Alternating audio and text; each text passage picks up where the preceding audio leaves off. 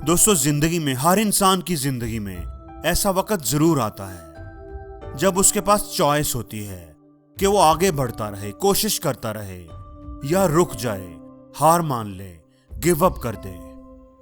लेकिन give up करने से पहले, हार मानने से पहले एक बात जहन में जरूर रखनी चाहिए कि इस चीज की तो गारंटी है, ये बात तो कंफर्म है कि अगर आप अभी हार मान लोगे, वापस मुड़ जाओगे तो कभी भी अपनी मंजिल पर नहीं पहुंच पाओगे। सिर्फ और सिर्फ एक ही तरीका है अपनी मंजिल पर पहुंचने का।